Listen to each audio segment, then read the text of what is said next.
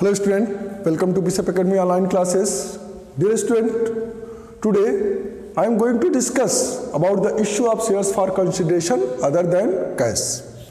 कैसे आप शेयर्स, कोई ऐसा केस हो जिसमें आप कुछ परचेज कर रहे हो, कोई बिजनेस परचेज कर रहे हो या किसी को पे करना हो आपको कैश और आप उसको कैश न पे करके उसकी जगह पे आप उसको उतने अमाउंट का शेयर इश्यू कर देते हैं। When a company purchase certain assets from a vendor और सप्लायर्स ऑन क्रेडिट, अगर किसी से क्रेडिट परचेज करती है तो instead of making payment to vendor in cash, यानी कि उसको कैश पेमेंट करने के जगह पे इट में issue fully paid of shares to vendors, उसको फुल्ली पेड शेयर्स इश्यू कर दिया जाता है। वो या तो आप इश्यूड एट पार हो सकता है या फिर इश्यूड एट प्रीमियम हो सकता है।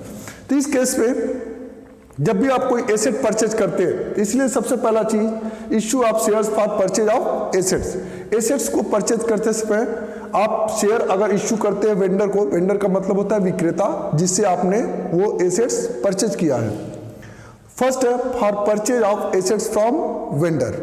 वेंडर से अगर कोई एसेट्स परचेज करते हैं तो आप उस परचेज के टाइम में जो एंट्री पास करेंगे वो लिखेंगे sundry assets account debit to vendor account. अगर एसेट्स का नेम दिया है तो आप एसेट्स का नेम, जैसे मशीनरी परचेज किया है तो machinery account debit to vendor. अगर वेंडर का नाम दिया है किससे परचेज किया जा रहा है तो टू वेंडर, ठीक है। मान ली टू एक्स लिमिटेड से परचेज किया था टू एक्स लिमिटेड, लेकिन जब आप किसी का नेम लिखेंगे तो उसके आगे अकाउंट मेंशन नहीं करेंगे क्योंकि ये पर्सनल अकाउंट है। इसका नरेशन पास करेंगे being assets purchase from vendor. Next है for issuing shares to vendor. ये तो परचेज की एंट्री हुई। जब आप उस वेंडर को आप क्या करते हैं, शेयर इश्यू करते हैं, तो दो तरीके से आप शेयर इश्यू करेंगे। मैंने बताया था कि या तो वो एट पार पे इश्यू होगा या फिर एट प्रीमियम पे। तो एट पार का मतलब हुआ आपका फेस वैल्यू पे अगर वो इश्यू किया जाता है तो उसमें एंट्री होगी vendor account debit to share capital account. वही अगर इश्यूड एट प्रीमियम है तो vendor account debit to share capital account to security premium reserve account. इस केस में जब भी आप नंबर ऑफ शेयर्स को आपको अगर कैलकुलेट करना है तो नंबर ऑफ शेयर्स, इस केस में अगर इश्यूड एट पार का केस है तो यहां पर अगर नंबर ऑफ शेयर्स आपको कैलकुलेट करना है तो number of shares equal to amount of purchase consideration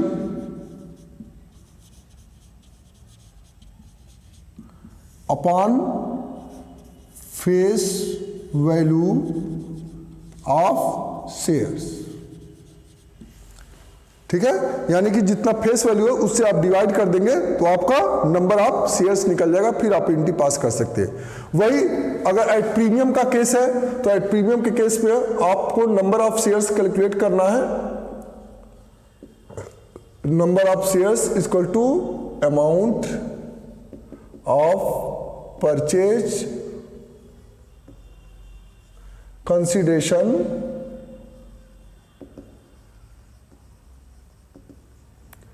upon face value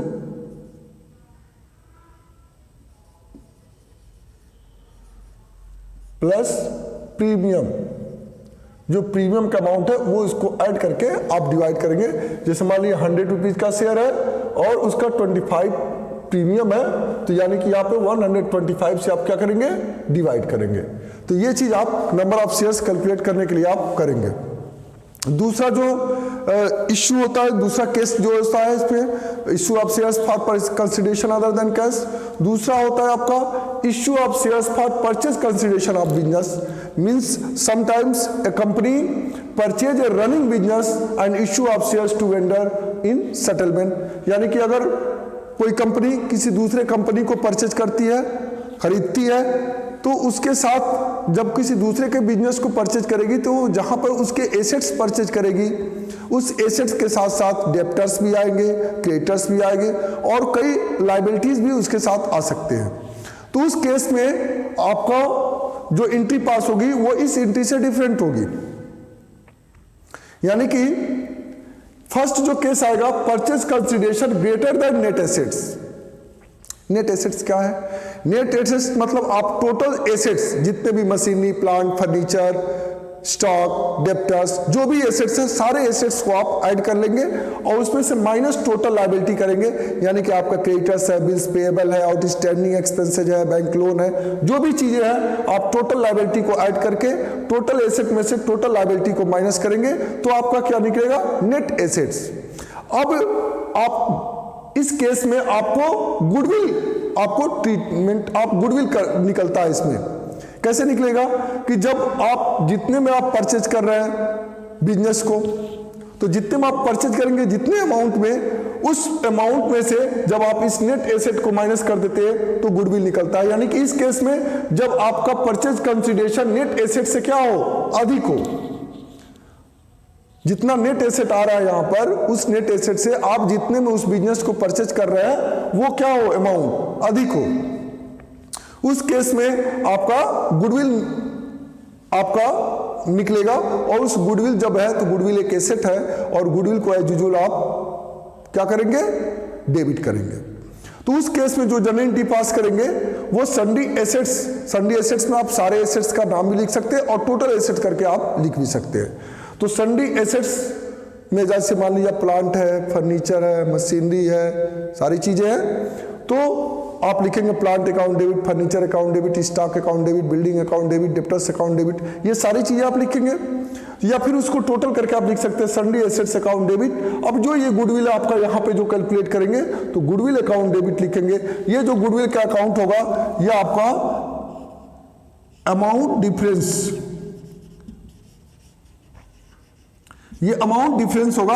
ये जो गुडविल आपने कैलकुलेट किया है यहां से, इसी अमाउंट का जो डिफरेंस होगा यही अमाउंट आप यहां पे लिखेंगे टू सन्ड्री लायबिलिटीज अकाउंट। अब जितनी लायबिलिटीज है आप उस लायबिलिटीज को लिखेंगे, क्रेडिटर्स है, बिल्स पेएबल है, आउटस्टैंडिंग है, तो आप उसको नेम दे करके लिख सकते हैं या फिर टोटल लायबिलिटी को ऐड करके टू सन्ड्री लायबिलिटीज करके लिख सकते हैं। टू वेंडर कंपनी अकाउंट, जो टू वेंडर कंपनी अकाउंट है इसमें जो अमाउंट आपका होगा जितने में वो परचेज करता है वो परचेज का अमाउंट यहां पे आप नोट करेंगे। ठीक है, यहां पे आप वो अमाउंट मेंशन करेंगे जितने में वो खरीदा जा रहा है, वो खरीद का अमाउंट आप यहां पे मेंशन करेंगे। लायबिलिटीज में आप टोटल लायबिलिटीज मेंशन करेंगे। गुडविल में आपका जो यहां पे डिफरेंस आएगा उस डिफरेंस को आप यहां पे मेंशन करेंगे। सन्डी एसेट में टोटल एसेट्स को आप मेंशन करेंगे। दूसरा इसमें आता है कि इशूड शेयर्स एट पार। अब शेयर्स जो इस वेंडर कंपनी को जो इश्यू किया जाता है वो एट पार पे इश्यू किया जा रहा है या एट प्रीमियम पे। अगर वो एट पार पे इश्यू किया जाता है तो लिखेंगे vendor company account debit to share capital account. और जो वेंडर कंपनी जिसका आप परचेज कर रहे हैं उस कंपनी का नेम दिया होगा तो आप नेम लिख देंगे, नेम लिख के डेबिट कर देंगे, अकाउंट मेंशन नहीं करेंगे क्योंकि वो पर्सनल अकाउंट है। तो आप एट पार पे इश्यू करेंगे तो ये एंट्री करेंगे। वही इशूड शेयर्स एट प्रीमियम, अगर प्रीमियम पे इश्यू करना हो तो आप लिखेंगे vendor company account debit to share capital account to security premium reserve account. और नंबर ऑफ शेयर्स कैलकुलेट करने का जो ये पोजीशन है यही आप फार्मूला यहां पर भी अपनाएंगे। आप नंबर ऑफ शेयर कैलकुलेट करने के लिए फर्क यही है कि यहां पर जो नंबर ऑफ शेयर्स आप कैलकुलेट करेंगे उस नंबर ऑफ शेयर्स में जब जो अमाउंट को आप यहाँ पे परचेज कंसिडरेशन है यानी कि जितने वो बिजनेस परचेज किया जा रहा है उतने ही अमाउंट से आप क्या करेंगे, वही अमाउंट को आप फेस वैल्यू या फेस वैल्यू प्लस प्रीमियम से क्या करेंगे, डिवाइड करेंगे। ठीक है, तो इस बेसिस से आपको बोर्ड में बहुत इंपॉर्टेंट क्वेश्चन पूछे जाते हैं तो आप उसको क्या करेंगे, बहुत इंपॉर्टेंट टॉपिक है, आप उसको सॉल्व करेंगे।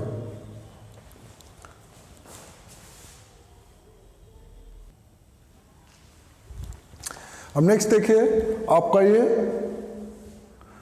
Purchase consideration less than net asset. आपका ये फर्स्ट केस इसमें था purchase consideration greater than net asset, यहां पर purchase consideration less than net assets.